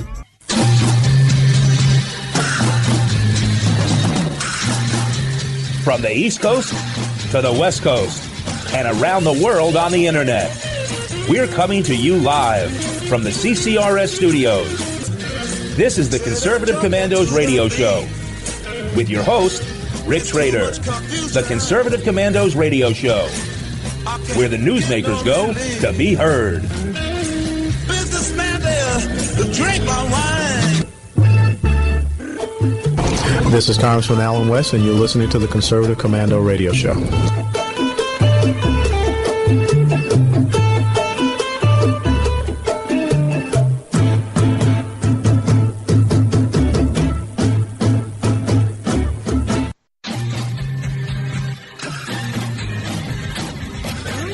Conservative Commandos radio show is the commander of the Conservative Commandos radio network. We've established a front line of conservative leaders and ironclad patriots to revive the promise of America. There must be some kind of way out of here. We patriots have succeeded in securing the next 4 years of American prosperity, sovereignty, and liberty under President Donald Trump. But the fight is never over, and we must be forever vigilant.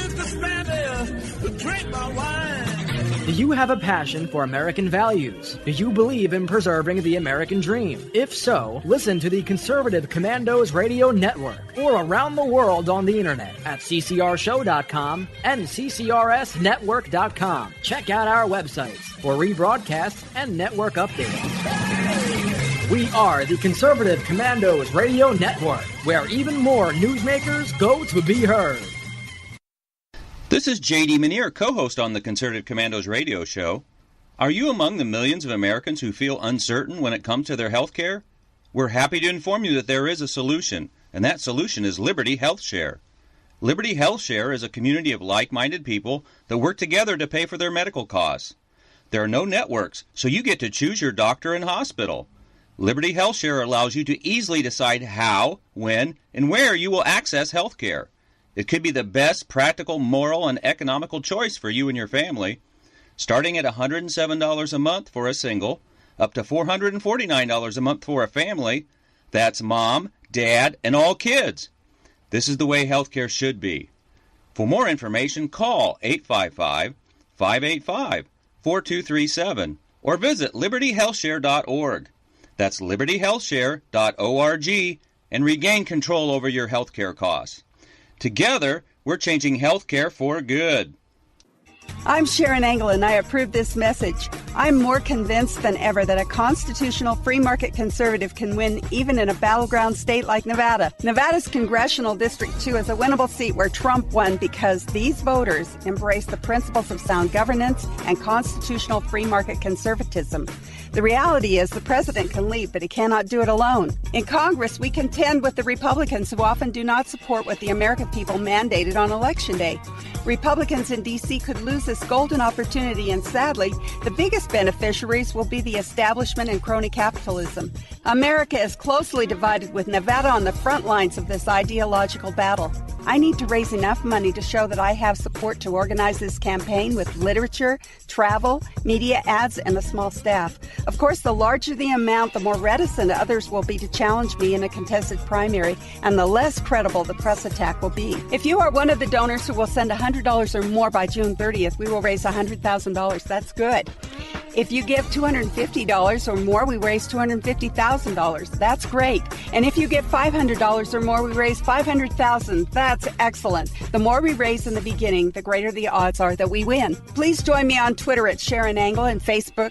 Even though Reed is no longer in charge, the establishment machine lives on to defeat anyone who challenges the status quo of crony capitalism. You can help. Give online at SharonAngle.com or mail a contribution to P.O. Box 17373, Reno, Nevada 89511.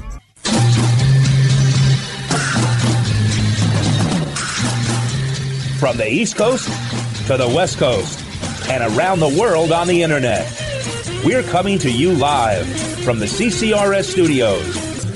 This is the Conservative Commandos radio show with your host, Rick Trader. The Conservative Commandos radio show, where the newsmakers go to be heard. Businessman there, drink my wine. This is Congressman Alan West, and you're listening to the Conservative Commando radio show.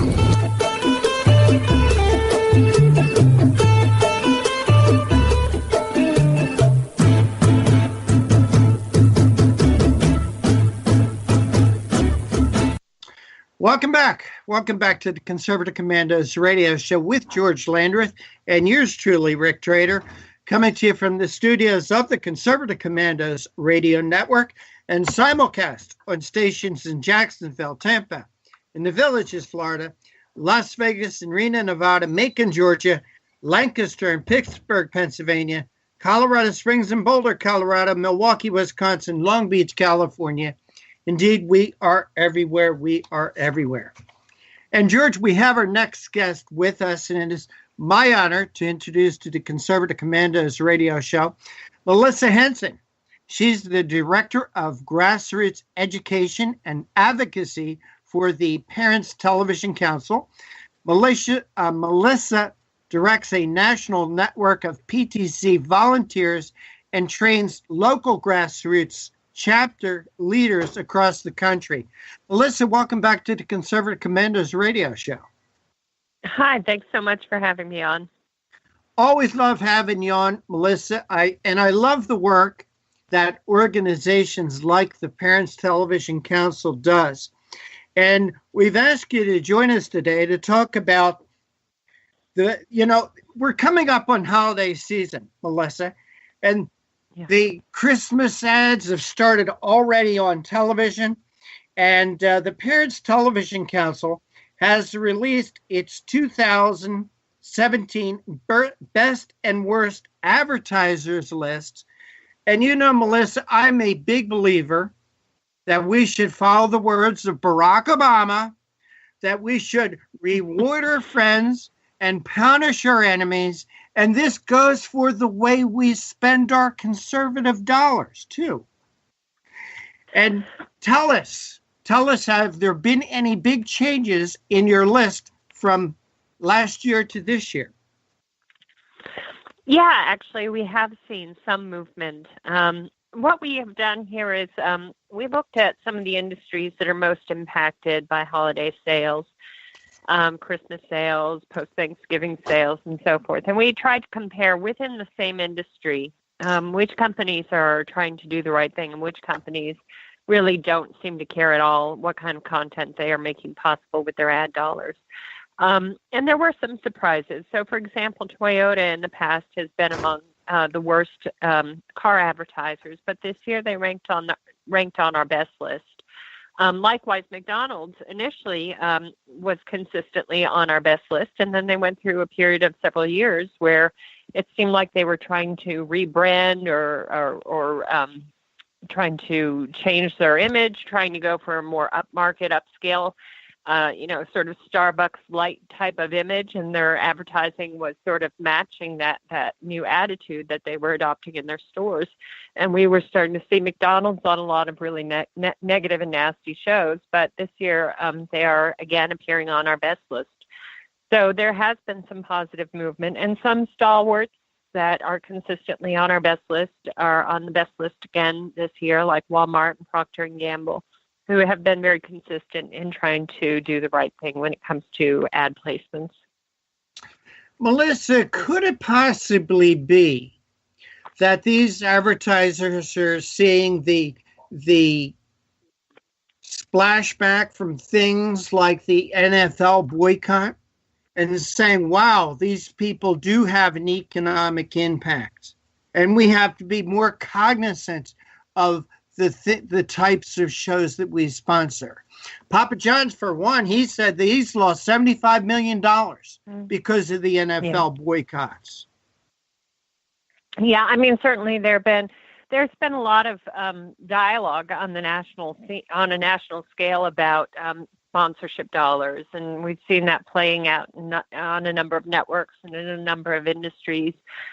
This list focuses on primetime broadcast television and which shows are reasonably family friendly and which shows are really not family friendly at all. But certainly I think it is part of a larger movement toward really holding these brands and these companies accountable for what they're helping to make possible with their sponsorship dollars. When we first got engaged in trying to talk to advertisers about what they were doing with their ad dollars, I can remember some of the conversations. They'd say things like, oh, well, we might advertise on X show, but that doesn't mean we're sponsors. Sponsorship went out with the days of the Texaco All-Star Theater.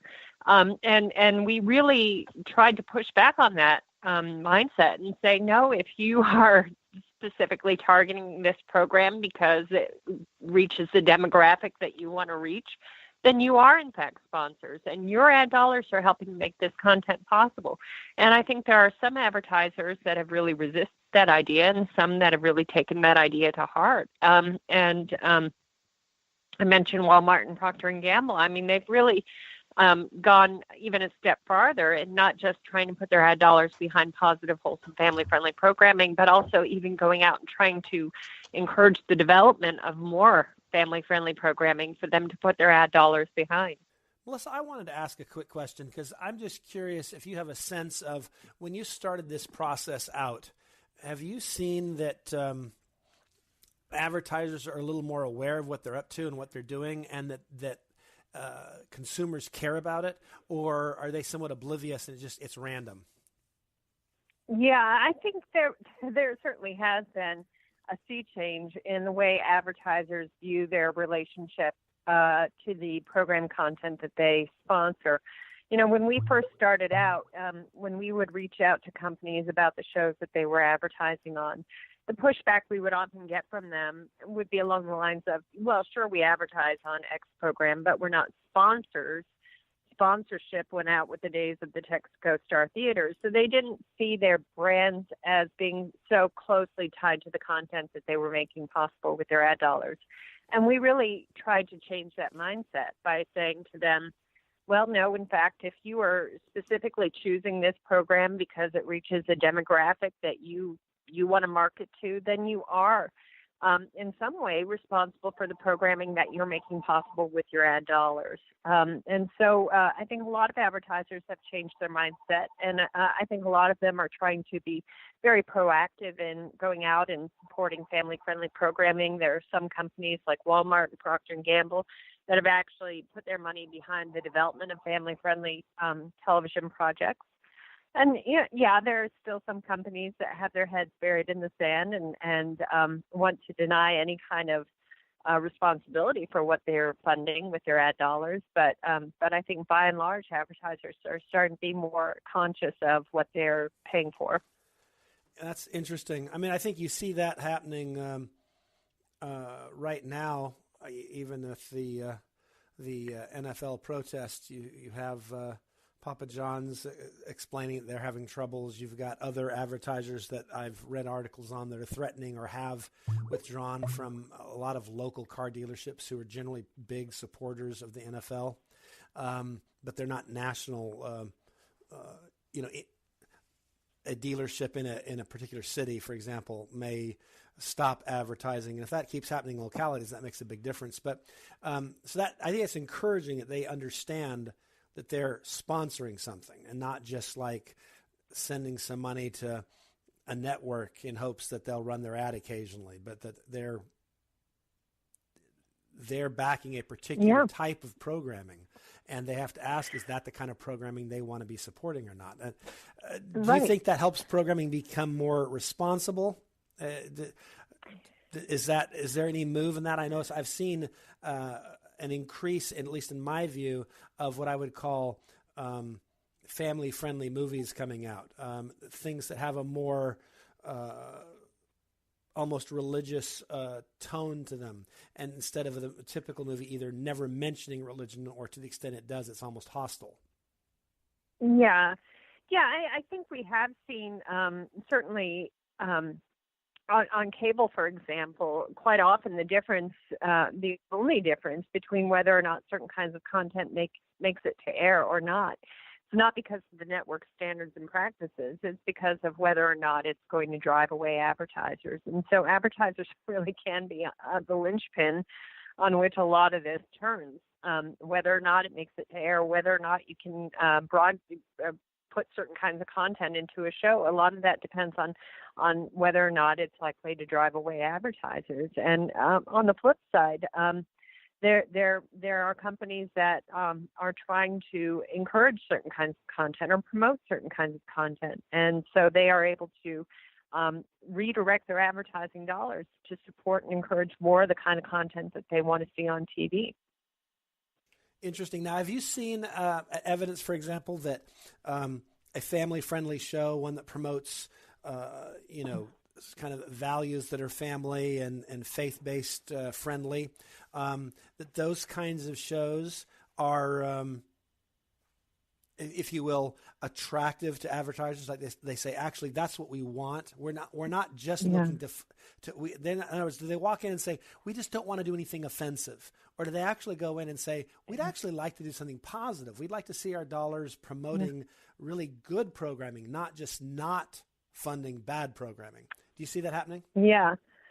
Yeah, well, as I said, when we first started working on advertiser outreach and advertiser advocacy and started communicating to companies about what they were paying for with their ad dollars, we saw a consortium of major national advertisers come together to create what they then called the Family Friendly Programming Forum. And they had a very specific goal, which was there's not enough good programming out there for us to put our ad dollars behind. And so we're ending up having to buy time on a lot of really trashy shows that doesn't reflect well on our brand. So what can we do to make sure that there's enough of the kind of programming that we would be proud to have our ads appear on? Right. And so this family-friendly programming forum actually started funding the development of family-friendly scripts, and they were responsible for getting a number of shows on the air. Unfortunately, that family-friendly programming forum is no longer operating. It's no longer producing content or funding the development of content, which is really unfortunate because I think they were doing some good work there, at least in the early years. Yeah. No, we've got to take a quick break, Melissa, because we're up against the clock. But we want to come back and continue this conversation because there's more to explore here, and this is an important point that as conservatives we can impact what our society looks like. So I really appreciate you taking the time with us. I want to remind our listeners that we're coming to you live on the Conservative Commandos Radio Network, and we will be right back after these messages. The Conservative Commandos Radio Show is the commander of the Conservative Commandos Radio Network. We've established a front line of conservative leaders and ironclad patriots to revive the promise of America. There must be some kind of way out of here. We patriots have succeeded in securing the next 4 years of American prosperity, sovereignty, and liberty under President Donald Trump. But the fight is never over, and we must be forever vigilant. Drink my wine. Do you have a passion for American values? Do you believe in preserving the American dream? If so, listen to the Conservative Commandos Radio Network or around the world on the internet at ccrshow.com and ccrsnetwork.com. Check out our websites for rebroadcasts and network updates. We are the Conservative Commandos Radio Network, where even more newsmakers go to be heard.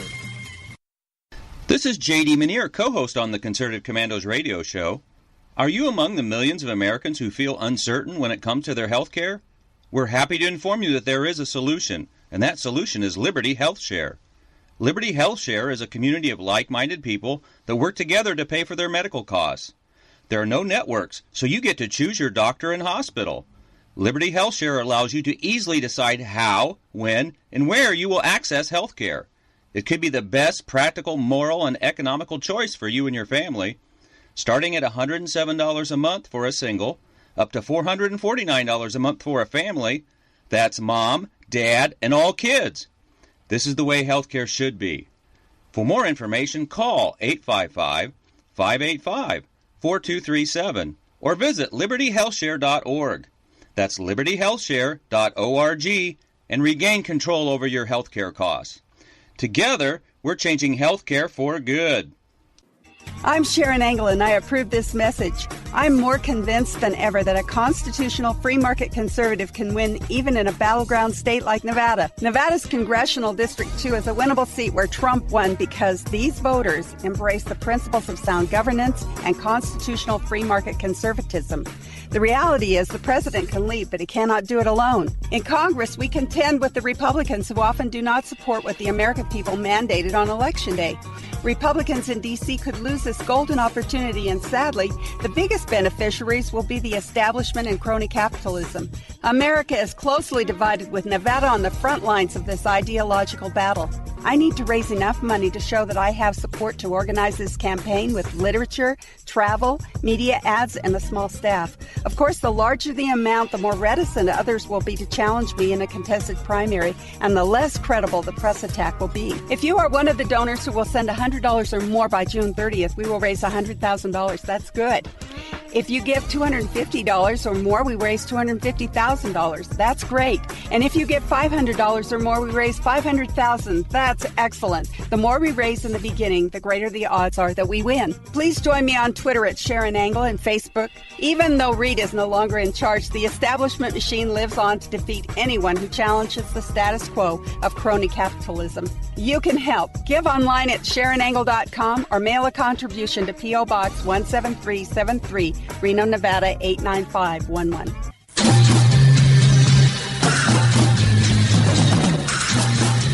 From the East Coast to the West Coast and around the world on the Internet, we're coming to you live from the CCRS studios. This is the Conservative Commandos radio show with your host, Rick Trader. The Conservative Commandos radio show, where the newsmakers go to be heard. Businessman there, drink my wine. This is Congressman Alan West, and you're listening to the Conservative Commando radio show.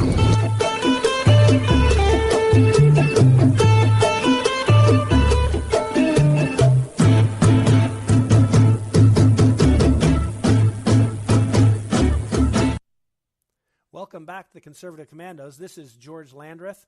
I want to make sure you know that if you've missed anything in the show or you want to rehear something, you can always do that. You can go to our website, ccrsnetwork.com, ccrshow.com. You can also go to Red Nation Rising Radio and Red State Talk Radio, both.coms. And now, even if you do not have your computer with you or a radio with you, all you need is your phone. You can dial in the old-fashioned way, 712-770-9676, and hear the broadcast. So there's never an excuse for missing the Conservative Commandos. We've been talking with Melissa Henson. She is the Director of Grassroots Education and Advocacy for the Parents Television Council. And essentially the work they're doing is not only just training grassroots folks, but they're working very hard to make sure that advertisers connect the impact that they have on the kind of programming that's available. And I think it's an interesting project, and one that if you've seen shows that you feel like that reinforces my family's values, I wish there was more of that. And in contrast, that you've seen other shows that you feel like, oh my gosh, that assaults everything I believe in. This is a way to have an impact. So, Melissa, thanks so much for being here with us on the Conservative Commandos.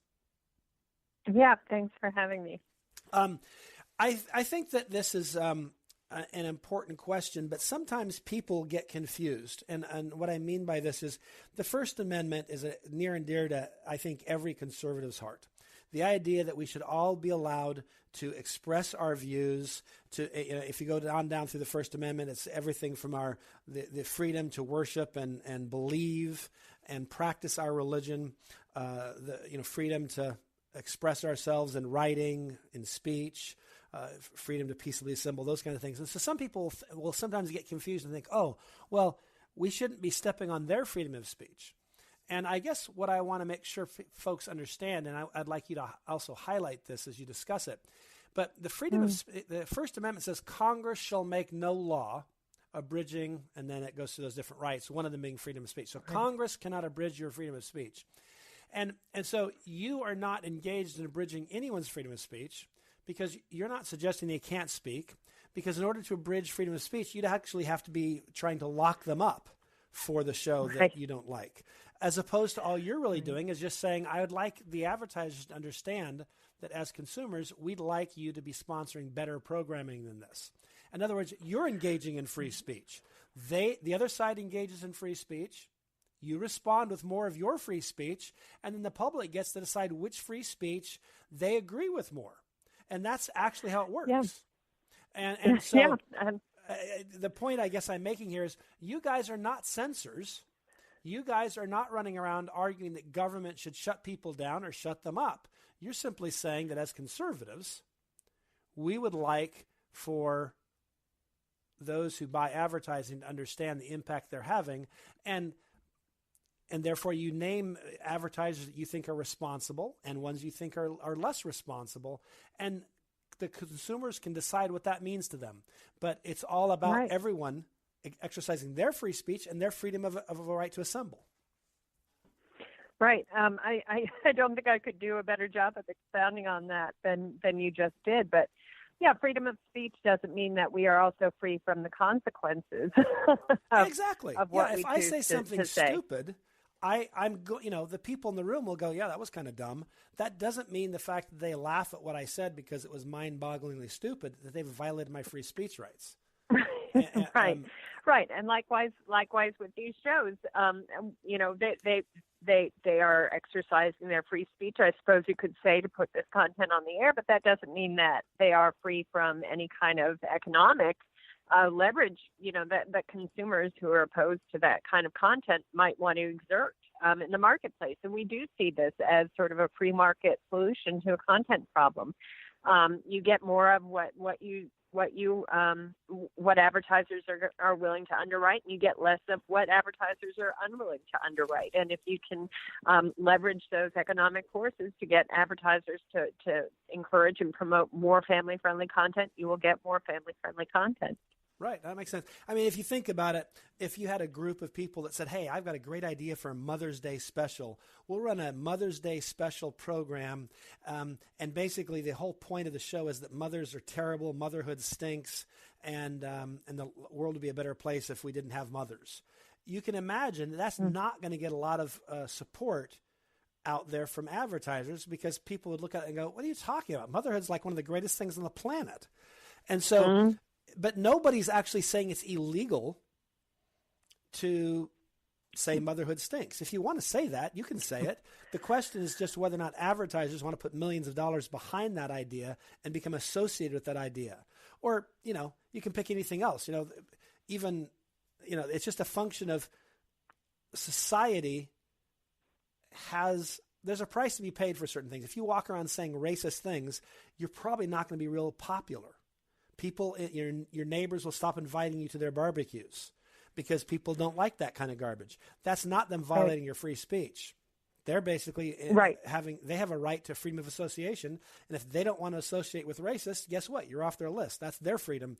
And so I think too often the left will defend its behavior by suggesting that because they have free speech rights, we don't. And and I think that's an important distinction. So, if we've only got a little bit of time left, so I don't want to, ask in the last couple of minutes, ask you a 5-minute question. But I do want to ask you, if we were to go through, first of all, when we're done, I want you to give us some websites and things like that where people can follow up and get a list of the best advertisers and so forth. But what makes for a good advertiser? When you say someone is a better advertiser, what makes them a better advertiser versus one that you kind of say, wow, that is not a good advertiser? Yeah.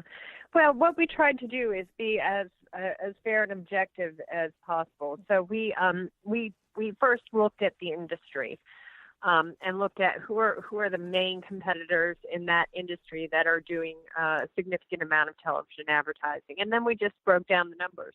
What percentage of their ads are going to mature rated content or TV 14 rated content? What percentage of their ads are going to support G rated or PG rated content? So we tried to be as fair and objective as possible, and just looking at the numbers. Who is absolutely objectively doing more to support and encourage family-friendly programming, and who is absolutely objectively going out there and supporting less family-friendly content. And that so sounds this like is a the pretty ranking that sound we got. methodology. Yeah, and as I said, we started by looking at the industries that are most impacted by holiday sales or Christmas sales and looking at who are the top TV advertisers within that industry. So we tried to, as I say, be as objective as we could possibly be in analyzing the results. That's good. Well, in our remaining few seconds, can you tell folks about your website, how they can follow the work you're doing so that they can be up on this? Because I think this has probably highlighted an important issue for a lot of our listeners. But if they probably can't remember the whole list of advertisers, let's give them a place, a resource. Yeah, you can find us online at parentstv.org, and we'll have our top 10 best and worst advertisers list up and available there throughout the Christmas shopping season. Great. Thank you so much. We've been talking with Melissa Hanson, and we really appreciate you being with us. Well, George, I want to thank you for sitting in today as my co-host. please tell our audience how they could follow your work and the work of Frontiers of Freedom. Absolutely. First, Twitter, just at George Landreth, on Facebook, George Landreth. And then, of course, Frontiers of Freedom has a pretty simple website, ff.org, ff.org. Doesn't get much easier than that. And, of course, we should thank our guests. We had Melissa Hanson from the Parents Television Council. Great conversation there. And, of course, Oliver Dunford with the Pacific Legal Foundation. Really interesting stuff on the First Amendment. Great guest. It was so great to have him with us. And, George, as I mentioned, so great to have you with me today as my host. Like I mentioned several times, you help get my brain under control. I appreciate that. But for right now, we're out of time. We got to run. We got to go. Take care. God bless. We'll see you tomorrow on the radio. This is J.D. Manier, co-host on the Conservative Commandos radio show. Are you among the millions of Americans who feel uncertain when it comes to their health care? We're happy to inform you that there is a solution, and that solution is Liberty Health Share. Liberty Health Share is a community of like-minded people that work together to pay for their medical costs. There are no networks, so you get to choose your doctor and hospital. Liberty Health Share allows you to easily decide how, when, and where you will access health care. It could be the best practical, moral, and economical choice for you and your family. Starting at $107 a month for a single, up to $449 a month for a family. That's mom, dad, and all kids. This is the way healthcare should be. For more information, call 855-585-4237 or visit libertyhealthshare.org. That's libertyhealthshare.org and regain control over your healthcare costs. Together, we're changing healthcare for good. Panera now delivers, so you can order good, clean food right to your office, or door, or porch, or backyard, or front yard, or apartment, or dorm, or castle, or shop, or worksite, or wherever. For lunch, dinner, and everywhere in between. Click the banner to order or visit PaneraBread.com. Participating locations only. Panera. Food as it should be.